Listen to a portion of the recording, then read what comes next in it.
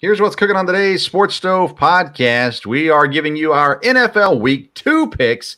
We're going to review and preview some college football and the NFL coming up. Are you in or are you out? What happens to the Dallas Cowboys? And $50 million to the winner.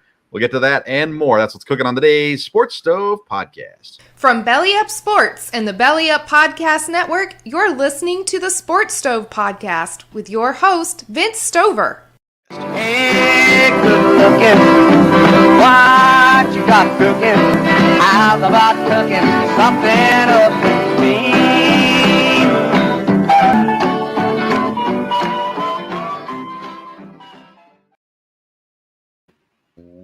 Welcome in to an all-new edition of the Sports Stove podcast presented by Killer Jerky Company.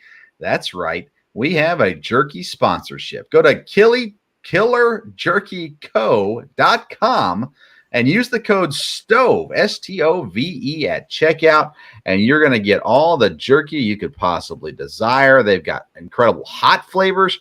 They also have your normal flavors, some specialty flavors. Go check them out. They've also got candy and other things too. killerjerkyco.com. Use the code STOVE, S-T-O-V-E, for 10% off your purchase. Speaking of killer, joining me again is my dad, Dale Stover. Dad, how you doing?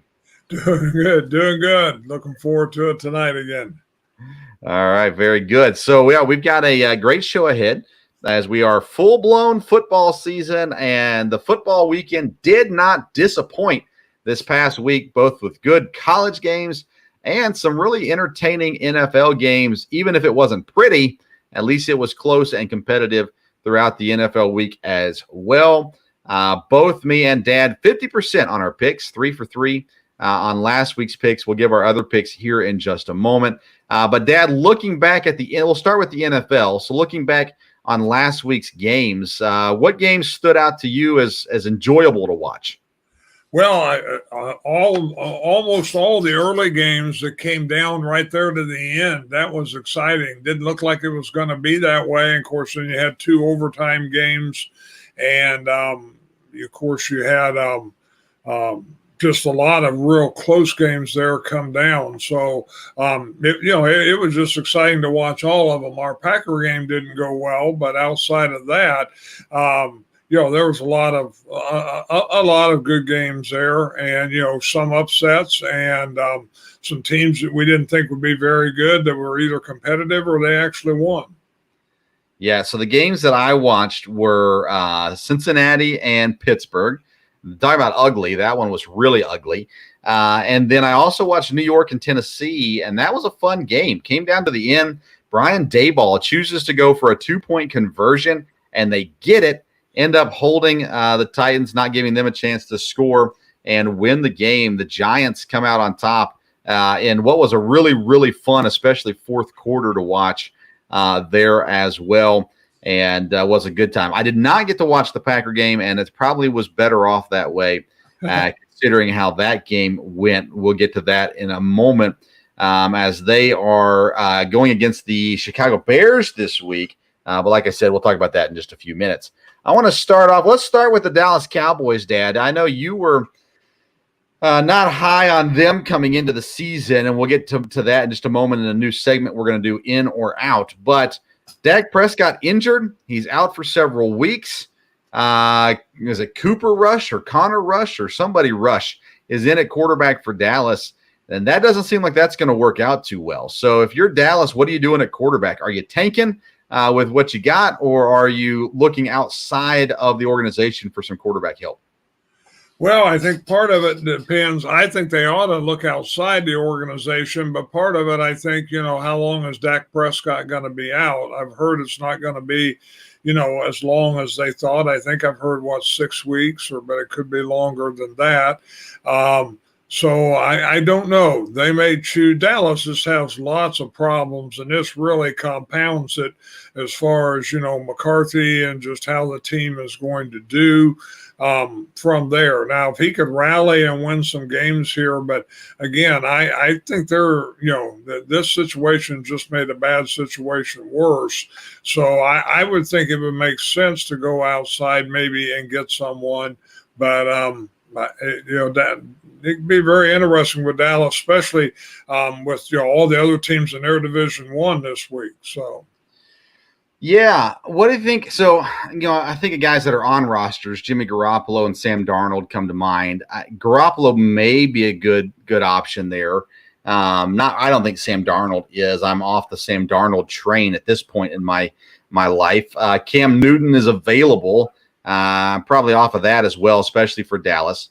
What about a guy that's coaching high school football in Phillip Rivers? You think he'd come out of retirement to play for Dallas for 6 to 8 weeks? He might, and that would make some sense because in some ways it's hard to get somebody because when Dak Prescott comes back, he'll be the guy.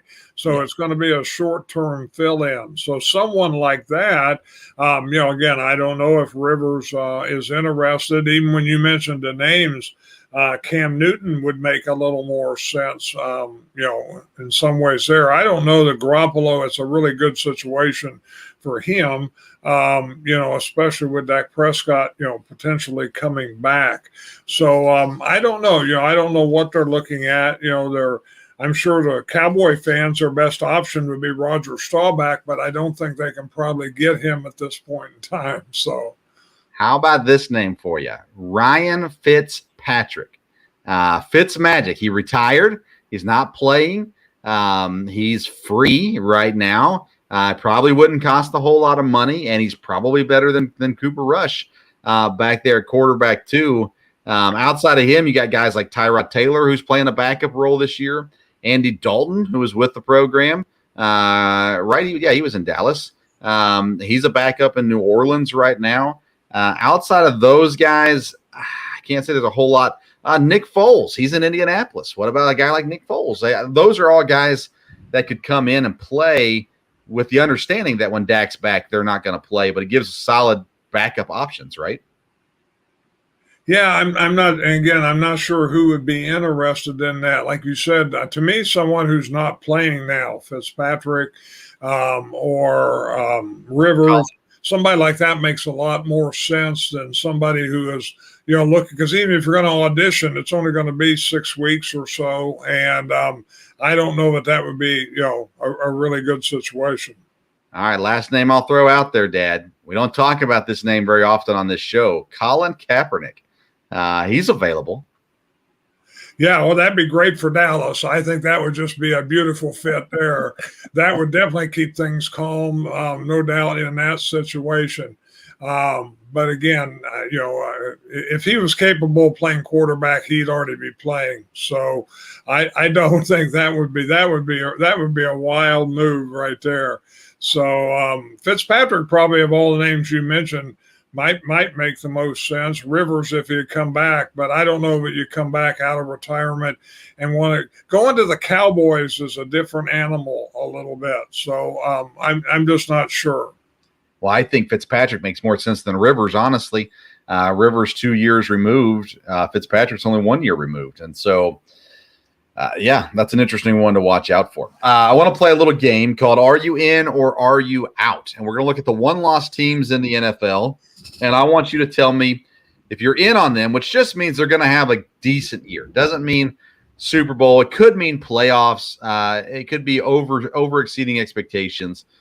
It's a very loose question. Are you in or are you out? So let's run through these one-loss teams. The New York Jets, Jets, Jets. 0-1 on the year. How do you feel about them? Are you in or are you out? I'm in because I still think they're going to be improved this year. Again, I don't know that they're going to make the playoffs.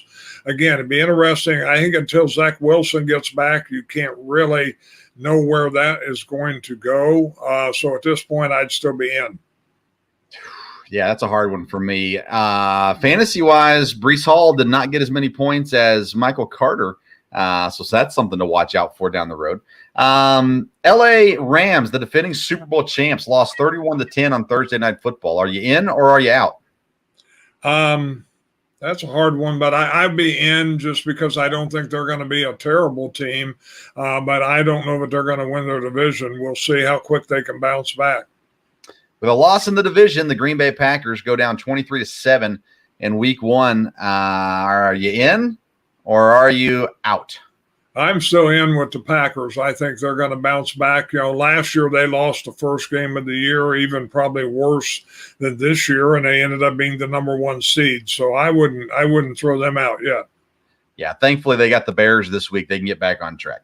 Right. The Atlanta Falcons only lost by 1 point to the Saints. Granted, they were up and should have won that game. But the Falcons, 26-27 loss. Marcus Mariota at quarterback. Drake London looked good in his rookie debut. Kyle Pitts looked good as well. Are you in or are you out on Atlanta? Just after seeing the first game, I'd be in as far as they'll be improved. I'm more in than I was at the beginning of the season for Atlanta after seeing that game.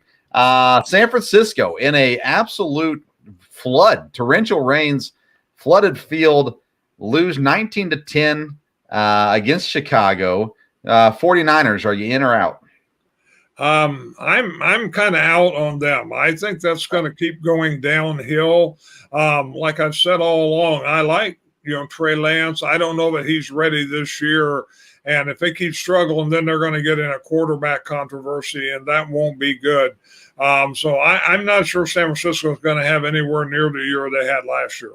Yeah, I'm leaning towards out now also, but I want to see Trey Lance on a dry field and with George Kittle on the field. And those are two things that were not the case in week 1.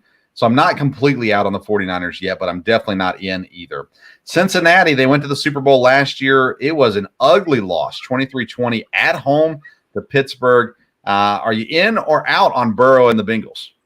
I'll still be in because I think of the potential there. Like you said, I watched a lot of that game. That's a game we got up here. And I kept saying, it's a shame anybody's going to win this because they both played so bad. But again, Burrow, to me, Cincinnati probably reminds me of the Green Bay game last year. They should be able to bounce right back, and we'll see. I'm in on Cincinnati. Actually, I'm out on Pittsburgh, by the way, but in on Cincinnati. And had they had a long snapper, they would have won that game in regulation. The long snapper really killed them there, and so that's why I'm in on Cincinnati. Detroit, biting kneecaps, only lose by 3 against Philadelphia. Campbell and the Lions, are you in or are you out? I haven't seen enough to make me in yet, so I think I would be out. There may be some improved, but I'm not sure yet where that's going to go. Yeah, I'm probably out on Detroit also. New England Patriots get beat in the division by Tua Tagovailoa and the Dolphins. Patriots lose 20-7. Are you in or out on the offensive coordinator-less New England Patriots? I think I'm out.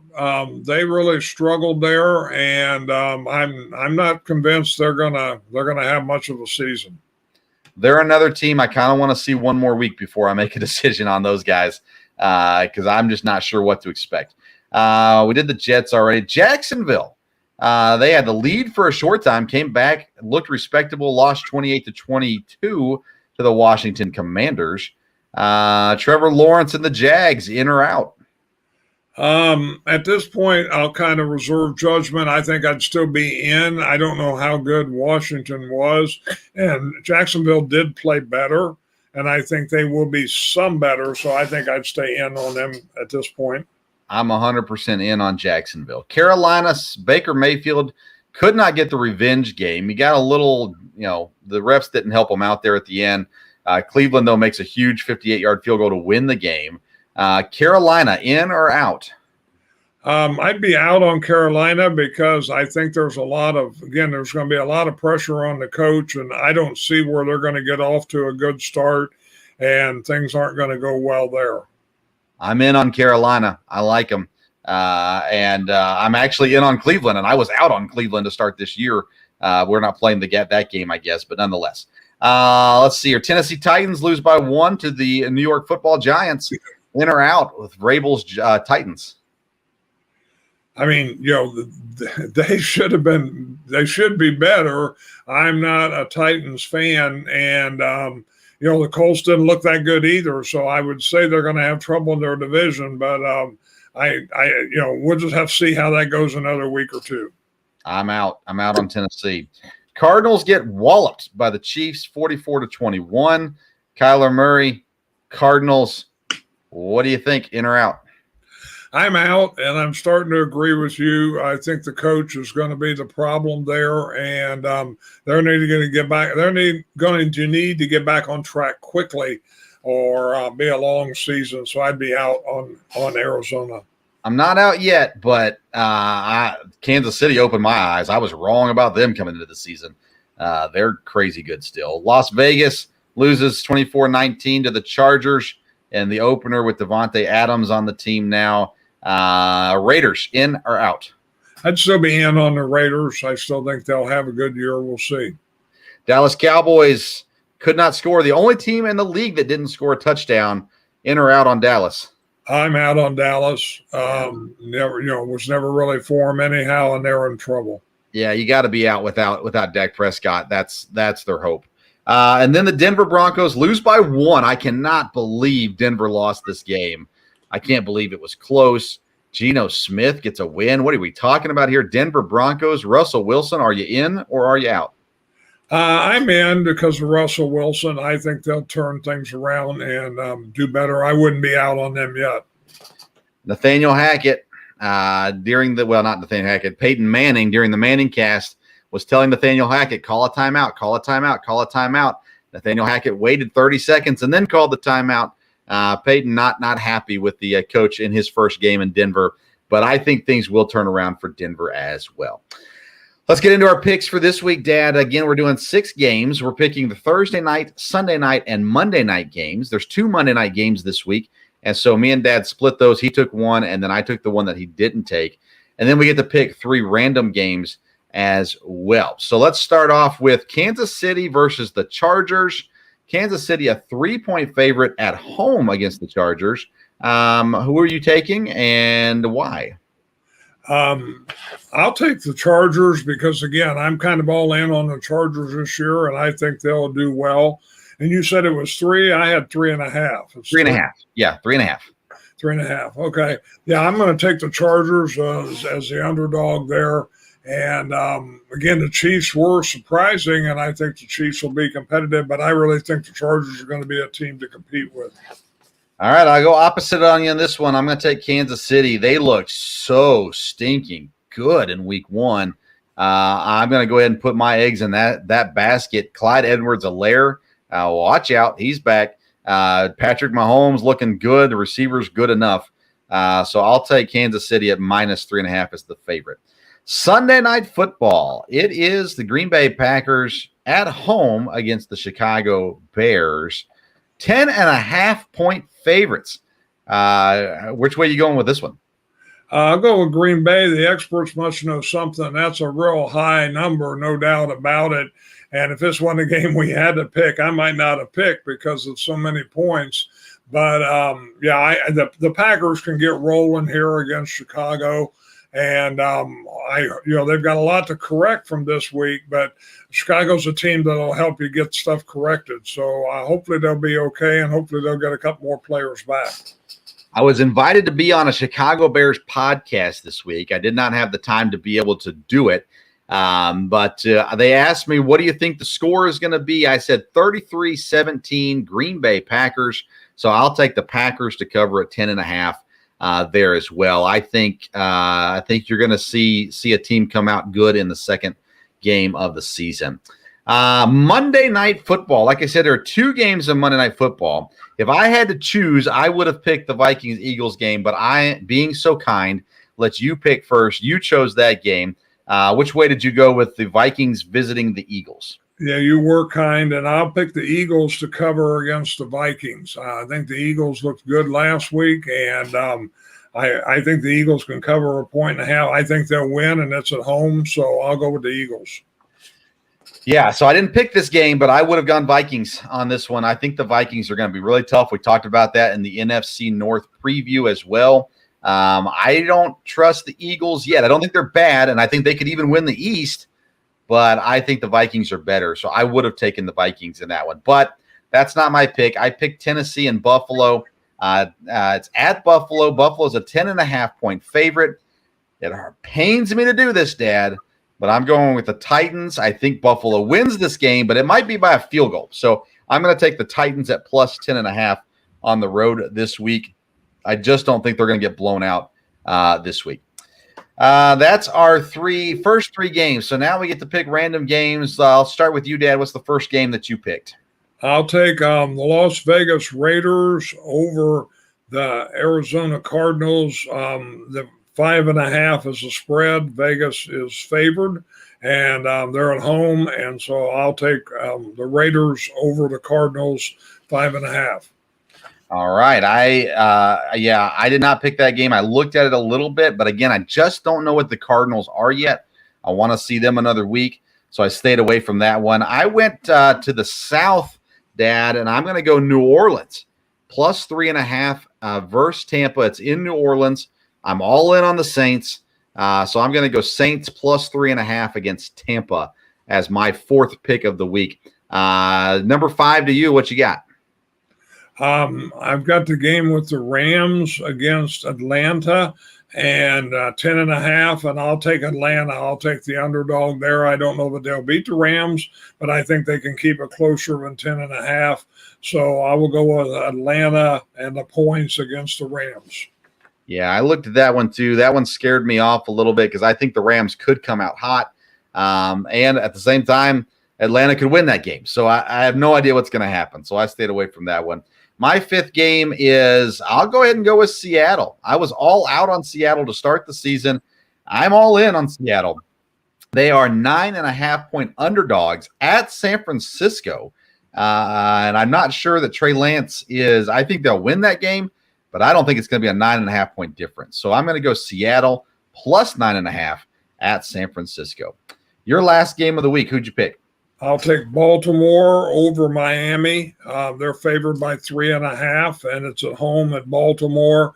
Again, I've got hopes for Miami this year, but on this one, I'll go with Baltimore by 3.5. That one scared me. I stayed away from that one too. I'm going with your Washington Commanders plus 2.5 at Detroit. I couldn't believe that Detroit was favored in this game. Did you know, Dad, this is the first time I saw this somewhere and I should have saved it. First time in 24 games, I think, that Detroit's been favored. Yep. I saw that. That's the second longest streak in football. Well, I'm going Washington. I think Washington will cover. I think Washington will win. I like what they've got. I think their offensive weapons are really good. You saw the rookie, John Dotson, didn't make a lot of catches, but he got 2 touchdowns. Terry McLaurin there as well. Curtis Samuel had a good game. The running backs will get rolling. So I'm going to go Washington plus 2.5 there. So I've got my picks this week are Kansas City at minus 3.5, Green Bay at minus 10.5, Tennessee at plus 10.5, New Orleans plus 3.5, Seattle plus 9.5, and Washington at plus 2.5. And Dad, your 6 picks are? Chargers. I got the Chargers over Kansas City. Plus 3, and I guess it'd be plus 3.5. Yep. Vegas over Arizona. They're favored by 5.5. Atlanta and the points against the Rams, 10.5 there. Baltimore over Miami, 3.5. And then Green Bay over Chicago and Philadelphia over Minnesota by 1.5. All right, so there's our picks for this week. Feel free to submit your picks. Just comment on YouTube or Facebook or Twitter, wherever you want to. Throw some picks out there and join the fun there as well. Big week in college and pro football. I think we've covered most of the games. Let me see real quick who we may have missed. Let's see here. Texans and Broncos. 0-1. Houston Texans. What's going on with the Houston Texans? They started off really good in that game. Colts battled back. Blankenship, the Colts kicker, gets cut after this week after losing, which really surprised me. But Houston played well in week 1, didn't they? They did. That was a real surprise that they, played in the game there. So maybe Lovie Smith, has something going, where they can at least be competitive. And again, in that division. So it'll be interesting. Cincinnati and Dallas. I almost picked this game. Cincinnati's 7.5-point favorites. I think I just don't know what to expect out of Dallas this week. So that game's an interesting one. Then let's see here. Colts and Jaguars, a battle for first place in the South Division, and a division where nobody won in week number 1. Indianapolis tied Houston. Jacksonville made it close against Washington. Are the Colts going to pull it together this week, or are the Jags going to win that game? I would think the Colts will pull it together, but like we said, we'll see where the Jaguars are. And, they can play loose, and we'll just see. New England is a 2-point favorite on the road against Pittsburgh this week. Pittsburgh coming off an ugly win in Cincinnati. Mitch Trubisky versus the Patriots. How do you think that game turns out? This could be an ugly game, so we will see there. I don't know that either team, will play real well. And again, maybe Trubisky and Pittsburgh, of course, are going to be without Watt for a few games, and that's going to hurt them there. But New England really didn't get anything going last week either, and with the quarterback there. So we'll see. Mac Jones, yeah. Pittsburgh, Minka Fitzpatrick put his name up there for Defensive Player of the Year in Week 1. Had a huge game there for Pittsburgh. Carolina and the Giants, a game that doesn't look exciting on paper, but Baker Mayfield versus Daniel Jones. I am actually interested in how this game goes. I think it could be a fun game to watch. New York, 2-point favorite at home against Carolina. How about that one? Yeah, I think that, this would be the chance for the Giants to see after that win last week, are they really going to, have a decent year or a decent team? And I think they could with this. And again, that's a little surprising. They're favored too. So. Yep. And then the last one I don't think we've covered yet is Cleveland hosting the New York Jets. Cleveland, a 6.5-point favorite with Jacoby Brissett at quarterback. If Joe Flacco's still the quarterback in Tampa, I don't have a whole lot of hope, in New York. I don't have a whole lot of hope for the Jets. So I'll probably lean Cleveland on that one too. And Cleveland was impressive in Week 1. They were. I almost picked this game, and I would have picked the Jets just because of the point spread, that they could make it closer than this. So we'll see. All right, so another football weekend is upon us, and pro football doing its job in Week 1 and looking forward to Week 2. Are you have any snacks lined up for Sunday night against the Bears? No, again, Sunday night is a game. I'll have to record it because I won't be able to stay up and watch a lot of it. But hopefully it'll be a good Packer-Bear game for the Packers, and we'll see. We will see. All right, let's get into some college football. A crazy weekend. First of all, Eastern Kentucky University, who I cover on the Local Hour episodes, wins in 7 overtimes, craziness. And head football coach Walt Wells, who had a heart attack 3 weeks ago, 2.5 weeks ago, is coaching the game this weekend. He is back, and that's absolutely crazy to me. But nonetheless, congrats to him. And he was on my show this week on the episode that dropped Wednesday morning. And good seeing him and talking with him again as well. But let's get into some college stuff. Well, I'll start with, Dad, games that you enjoyed this weekend. Because for me, I watched EKU and I watched Tennessee and Pitt. Those are the 2 games I watched. I watched Texas and Alabama too. But those are the 3 games I watched this weekend. But which games stood out to you that you liked? Yeah, like I said, I watched, the same games there. The Tennessee game, I obviously watched with the most interest there. I watched the Kentucky-Florida game. That turned out to be a good game also. And there's, really just kind of tried to keep up with all the scores and all the upsets. That was really, really surprising. And, of course, it ended one coach's season already. And they just, you had, a lot of upsets. So we'll see. Now, when you get into conference play, some of those teams, like Kansas, and that could really have a real struggle. But we will, we'll see as it goes. It was a great weekend. Everywhere you switched around, there was teams that were close, games that were close. And like I said, the Kentucky game was very interesting too. With them being able to win that, it kind of, as a Tennessee fan, interested, how good is Florida? And we'll see here in a couple weeks. From there, the Alabama game was just such a shock. Looked like they were going to lose that, and probably should have lost that. The guy was going to get the sack, and that would have probably ended up. Very impressed with the Alabama quarterback, though. Haven't watched him play a lot of poise, and that was very good there. Some of the other teams like Georgia, Ohio State didn't have a lot of competition, and they did what they were supposed to do. Yeah, let's go back to Texas and Alabama. Quinn Ewers gets injured in this game. Hudson Card comes in to back him up, and Texas still almost beats Alabama with their backup quarterback. And that, granted, backup quarterback at Texas isn't a slump, but nonetheless, I was really impressed with Texas. And one Texas friend of mine, Parker Ainsworth with the F and Sports podcast, he said, no matter how you look at it, you have to think Texas is ready for the SEC. They showed up. They showed up on Saturday, didn't they? They did. They did, and everything, is heading toward them being in the SEC. I was interested, you probably saw today where the SEC commissioner had, Georgia and Tennessee cancel games or a series with OU, and I assume that means they're trying to get everybody in early. 100%. Yep, 100%. So let's see here. Notre Dame's the other team, and that's on the opposite side of the spectrum. Texas looks good. Notre Dame does not look good. And I was surprised with how high they were ranked to start the season, but I didn't think they would look as bad as they've looked here in these first 2 weeks. Is it going to just need time for the new coach, or is this going to be an absolute disaster for Notre Dame?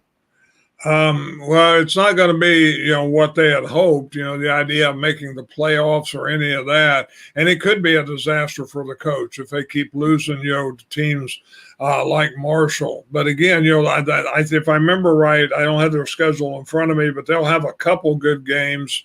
But they'll have some games they should win. But Marshall would have been one of those. So we'll see. It'll be interesting to see. Notre Dame, I seem to like their coach. But there's definitely problems there somewhere. Yeah, I think it takes time. I like the coach. I think it just is going to take some time there to kind of get back to where they need to be. Looking at the college football field, Georgia moves up to number 1 over Alabama, a rare jumping ahead of without losing or winning. And then you got Ohio State there at number 3 and Michigan sneaking in. They're number 4. The top 10 is rounded out with Clemson, Oklahoma, USC, Oklahoma State, Kentucky, and Arkansas round out the top 10 there. If you had to guess right now, who's the final 4 in college football? If I was going to guess right now, I'd say Alabama, Ohio State, Georgia, and Oklahoma. But we will see. There's those top 10 teams. There's a lot of fluctuation, and again, we've talked about it. It's interesting. A lot of SEC teams up there. Arkansas's looked good so far. It's going to, they're going to beat each other up a little bit in the SEC, but you're going to be very, very strong, it looks like. I said it before the season. I'm going to stick with it even now. I've got Georgia, Alabama, Ohio State, and USC as my top 4 come into the year and in the playoffs, and I think that's where it shakes out. That Ohio State-Michigan game, it's exciting no matter what, but right now, if they stay up there in the top 4, that'll be one crazy game this year as well. What about Clemson? How do you feel about Clemson? They signed Dabo to an extension, but in week number 1, they started slow. They ended up winning 41-10 against Georgia Tech. In week number 2, it's 35-12 against Furman. This week they've got Louisiana Tech before they face the top 20 ranked Wake Forest and NC State back-to-back weeks coming up. How do you feel about Clemson? Are you confident that they're still really good, or do you think they're more of second-tier, third-tier kind of team? I think they're going to be a good team. The whole question is, a couple of weeks when they get into the good competition, the quarterback. If the quarterback can play like he should, then, yeah, they're going to be one of the top teams.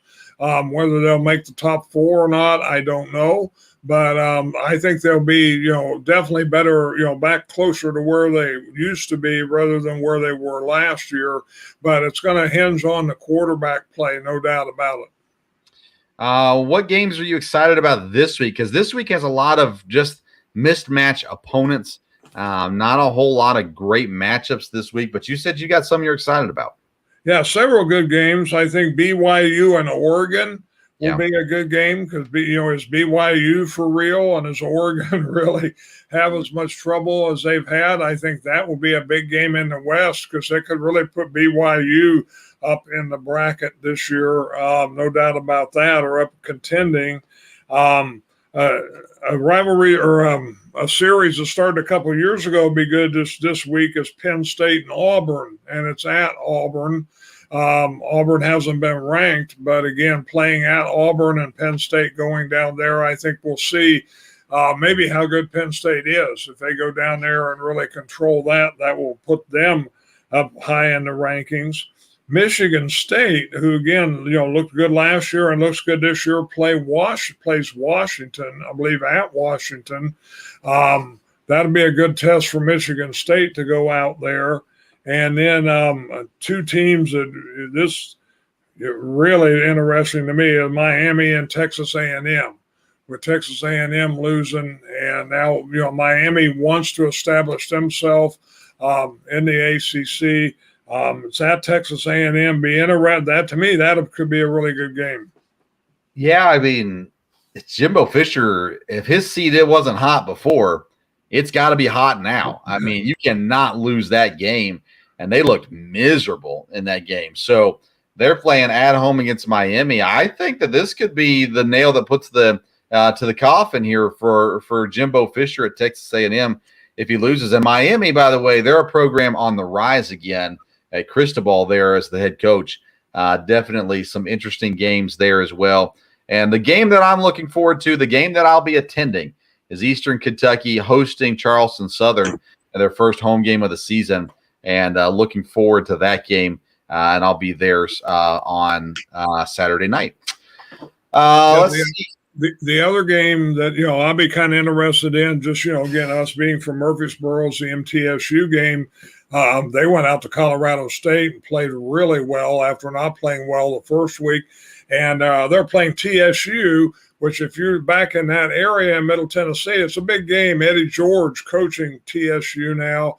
And MTSU, they're expecting to break their attendance record, which they haven't done in several years. As a matter of fact, their last record was against TSU, and I know they're expecting a big turnout there in Middle Tennessee. Should be a good weekend for football. Yeah, definitely. Speaking of good weekends, the Live Tour announced their finale winner would get $50 million, $50 million. I have submitted my application to the Live Tour. Have not heard back from them yet, but that's the kind of money that can get people to move from the PGA Tour to something else, right? Yes, yeah, no doubt about it. When I heard that $50 million at first, I hope maybe that would be the prize for our Pick Six contest, but I realized that was not it. So, no, the Live Tour is not going away anytime soon. Of course, I saw today about. Definitely about those guys, not wanting them to be in the Ryder Cup. I don't know where that's going to end up. I'll be surprised if those guys are not allowed to play in the majors. But we will see, the Master, because those majors are independent enough. I think they can make their decision. And,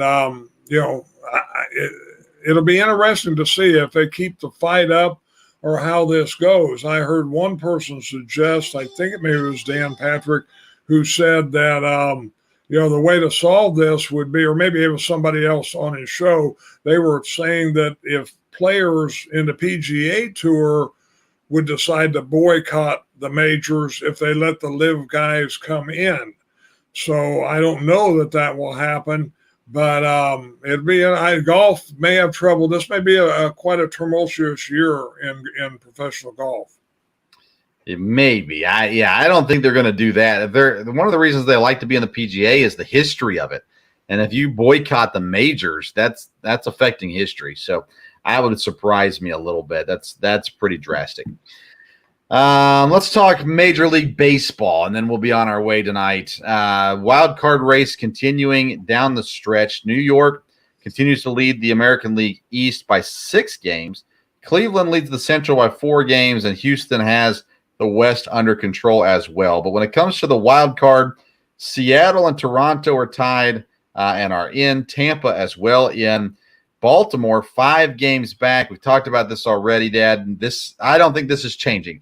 The order might change, but the 6 teams I think are pretty well set with Houston, Cleveland. I'm finally giving up on Chicago White Sox. Houston, Cleveland, the Yankees, and the 3 wild card teams, Seattle, Toronto, and Tampa. That's going to be a pretty loaded field in the American League. Yeah, that'll be an exciting playoff. I can be interested in following baseball in the playoffs with those teams there because you got some new teams in it. And again, the old teams, the Yankees, the Astros may dominate it, but you got enough young players, the young teams, and some good young players to make it should be a good playoff there in the American League. The National League, the Mets lead the East by 1 game over Atlanta. Both of those teams will make the playoffs. St. Louis has the Central still in control, even though they lost to Milwaukee on Tuesday night. They're up by 7 games, and the Dodgers have officially clinched already, up 21 games on San Diego. You look at the wild card race right now, it is Atlanta and Philadelphia. Atlanta's in for the most part. Philadelphia and San Diego. The Brewers, only a game and a half back as of this recording from San Diego. They can still catch them, and I think they will catch San Diego. I don't think they'll catch Philadelphia, although they might. But I think Milwaukee still squeaks into the playoffs. It looks like they may have started to turn things around. And, of course, some of that's just me hoping as a Brewers fan that it happens. Do you think Milwaukee catches up to San Diego or Philly? I think they could. When San Diego made the moves they did, I thought they might, really jump up and challenge even for the division, even though they were out a while, and that hasn't happened. So I don't know who will get that last spot, but the National League is going to be different from the American League. Because the question is, can anybody play with the Dodgers? And they've really been strong. Now the Braves, made the move last year, and if the Braves and the Mets play, that'll be a real interesting series in the playoffs if that comes up sometime. So we'll see. If the Mets are healthy, that's who I'm going with. But Scherzer's had some injury issues. DeGrom, of course, has been pitching really well, but in the past has had some injury issues as well. So if they're healthy, I'm going to go them. I think Atlanta might be my number 2 team, and the Dodgers are my number 3 team. I'm not sure with the way their situation is. I'm not sure they're built for the playoffs right now. Offensively, they should be, but I'm not sure their pitching staff is where it needs to be come playoff time, especially against Atlanta, whose pitching staff has done really well, surprisingly well. And the Mets, who have Bassett, DeGrom, and Scherzer, if they're healthy, that's a tough go at there. So I don't know. It's going to be an interesting one to see how that one shakes out for sure. It's going to be a lot of fun. As of this recording, right now, Milwaukee is playing St. Louis, and the last time I looked, they were tied, and now I can't find it. Cardinals lead 2-1 in the 4th. So Brewers need to keep winning, and they need San Diego to lose some, or Philadelphia as well. What about Albert Pujols? Man, he's ending his career in style. He's coming up on the 700 home run mark, and he very well may get there. And he said no matter what, he's retiring. Doesn't matter if he hits it or not. But he's, last time I checked, 3 home runs away. No, that's true. And what about Aaron Judge? He's having quite a year, and he's going to come close to breaking. He may break the old single season record for home runs. Now, he's not going to catch Bonds. And, I heard a lot of talk today about, where would he fit in history if he does finish ahead of Maris. And, he's had quite the year, so it'll be interesting to see how that ends up. I mean, what do you think? Is the home run record Maris or is it Bonds? That's tough. I mean, baseball has not taken it away from Bonds, so there. And again, you get into different sizes of seasons, and it was a different day. It's really hard in a lot of professional sports, but I think in baseball, you look back and compare. I mean, when I was a kid, it was always Babe Ruth, and then it was Hank Aaron and Willie Mays chasing, but it's been a different game for the last 20 years or so. So To me, you can't discount Aaron Judge. It'll be a great feat if he does get ahead of Maris. All right, let me ask a question a little differently. What do you think is the home run record? You're trying to dodge my question. Is Maris the home run record holder, or do you consider Barry Bonds the home run record holder? Maris. Okay. Yeah, I'm surprised. I think Maris is.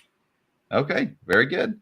I still lean with Bonds until they take it away. I understand the dislike about that, but I mean, it's on the record books, whether you put an asterisk next to it or not. Houston won a World Series, didn't take that away. So, I mean, it's just a hunk of metal, according to the commissioner. So I guess Barry Bonds' status as the home run leader is just whatever they make that out of in the Hall of Fame. But there you go. There's some good stuff right there for sure.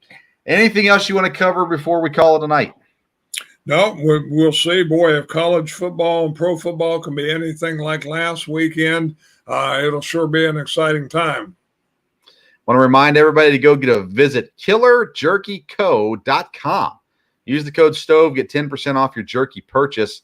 All kinds of stuff on there. Make sure you go check them out, killerjerkyco.com. Again, the code is STOVE, STOVE, for 10% off your purchase. Follow us on Twitter and Instagram at SportsStove, and we'll continue to give you content there as well. If you're in the Richmond, Kentucky area, come visit us Saturday at noon at Mad Mushroom Pizza in Richmond, Kentucky. We're having a live tailgate show there, getting ready for the home opener for EKU this season. We've got some great guests lined up to be there. Pizza is going to be discounted for anybody that shows up during the show as well.